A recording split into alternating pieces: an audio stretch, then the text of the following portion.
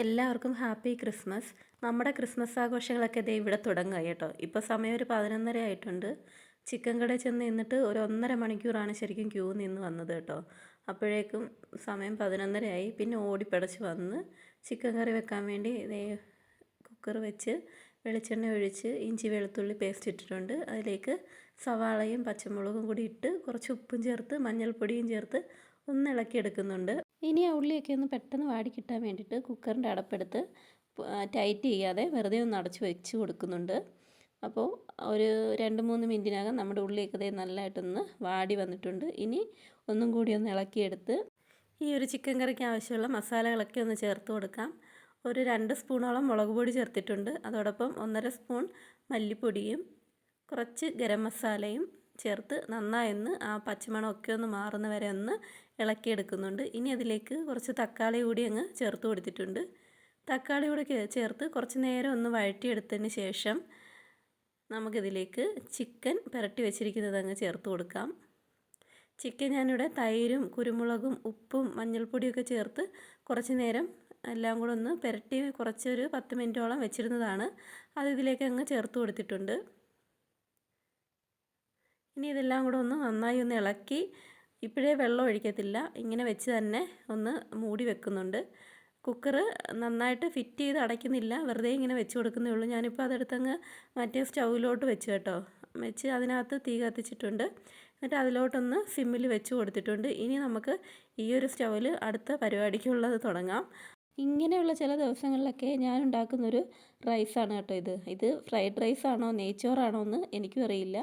അപ്പോൾ ഇതുപോലെ നെയ്യൊന്ന് ചൂടായി വരുമ്പോൾ അതിലേക്ക് കറുകപ്പട്ട, സ്റ്റാർ, ബേ ലീഫ്, കുറച്ച് ഏലക്ക, ഗ്രാമ്പൂ ഇത്ര ഇട്ട് കൊടുത്തിട്ടുണ്ട്. അതെല്ലാം ഒന്ന് മൂത്ത് വരുമ്പോഴേക്കും നമുക്ക് കഴുകി ഊറ്റി വെച്ചിരിക്കുന്ന അരി അതിലേക്ക് ഇട്ട് കൊടുക്കാം. അരി ഒരു 2-3 മിനിറ്റ് ആ നെയ്യിൽ കിടന്നൊന്ന് ഫ്രൈ ആയി വരണം. അതിനുശേഷം നമുക്കിതിലേക്ക് ആവശ്യമുള്ള വെള്ളം ചേർത്ത് കൊടുക്കണം. വെള്ളം ഞാൻ വറ്റിച്ചാണ് എടുക്കുന്നത്. അപ്പം 1.5 ഗ്ലാസ് അരിക്ക് 3 ഗ്ലാസ് വെള്ളം എന്ന കണക്കിലാണ് ഒഴിച്ചു കൊടുക്കുന്നത്. നമ്മൾ അരി അളന്നെടുത്ത് അതേ ഗ്ലാസ്സിന് തന്നെ വെള്ളം എടുക്കാൻ ശ്രമിക്കണം. എങ്കിലേ നമുക്ക് കറക്റ്റായിട്ട് വെള്ളത്തിൻ്റെ അളവ് കറക്റ്റായിട്ട് കിട്ടത്തുള്ളൂ. അപ്പം ഈ ഒരു ഗ്ലാസ്സിലാണ് ഞാൻ 1.5 ഗ്ലാസ് അരി എടുത്തത്. അതേ ഗ്ലാസ്സിന് തന്നെ 3 ഗ്ലാസ് വെള്ളം കൂടി ഇതിലേക്ക് ഒഴിച്ചു കൊടുത്തിട്ടുണ്ട്. ഇനി നമുക്ക് ആ വെള്ളം കൂടി ഒഴിച്ച് അരി കുറച്ച് നേരം ഒന്ന് ഇളക്കി കൊടുക്കണം, അല്ലെങ്കിൽ പിന്നെ കട്ട പിടിക്കാൻ സാധ്യതയുണ്ട്. അപ്പോൾ അതിന് ശേഷം ഉപ്പും കൂടെ ചേർത്ത് നമുക്കിതൊന്ന് തിളച്ച് വരുന്ന വരെ ഒന്ന് വെയിറ്റ് ചെയ്യാം. അരി ഇതുപോലൊന്ന് തിളച്ച് വരുമ്പോഴും നമുക്ക് മറ്റൊരു പാത്രം കൊണ്ട് ഇതുപോലൊന്ന് മൂടി കൊടുത്തിട്ട് അതിൻ്റെ ആ എയറൊന്നും വെളിയിൽ പോകാതിരിക്കാൻ നമുക്കിതുപോലെ വെയിറ്റുള്ള എന്തെങ്കിലും മുകളിലായിട്ട് എടുത്ത് വെച്ച് കൊടുക്കണം. ഇനിയുള്ള സമയം നമ്മൾ റൈസ് അവിടെ സിമ്മിലായിരിക്കണം കേട്ടോ. ആ സമയം കൊണ്ട് നമ്മുടെ ചിക്കൻ കറി എന്തായെന്ന് നോക്കാം. ചിക്കൻ കറി ഇതുപോലെ നല്ല വെള്ളമൊക്കെ ഇറങ്ങി വന്നിട്ടുണ്ട്. നമ്മളിതിനകത്തേക്ക് വെള്ളം ഒഴിച്ചില്ലായിരുന്നു. ഇപ്പോൾ ആ ചിക്കനിലെ വെള്ളം തന്നെ ഇറങ്ങി വന്നിട്ടുണ്ട്. ഇനി നമുക്കിതിലേക്ക് ആവശ്യത്തിനുള്ള വെള്ളം കൂടി അങ്ങ് ഒഴിച്ച് കൊടുക്കാം. വെള്ളം കൂടി ഒഴിച്ച് നന്നായി ഒന്ന് ഇളക്കി കൊടുത്തതിന് ശേഷം ഒന്ന് അടച്ച് വെച്ച് ഒരു വിസിൽ വരുന്ന വരെ ഒന്ന് വേവിച്ചെടുക്കണം. അപ്പോഴേക്കും നമ്മുടെ ചോറ് ഇവിടെ റെഡി ആയിട്ടുണ്ട്. ആ വെള്ളം എല്ലാം വറ്റി കറക്റ്റ് ഇതൊരു 10 മിനിറ്റ് എടുത്തു കേട്ടോ. 10 മിനിറ്റ് കൊണ്ടാണ് നമ്മുടെ ഈ ചോറ് ആ വെള്ളം എല്ലാം വറ്റി കറക്റ്റായിട്ട് വന്നത്. അപ്പോൾ ഇനി ലാസ്റ്റിലായിട്ട് ഇതിനകത്തേക്ക് നമുക്ക് കുറച്ച് ഉള്ളി മൂപ്പിച്ചത് ഇട്ട് കൊടുക്കുന്നുണ്ട്.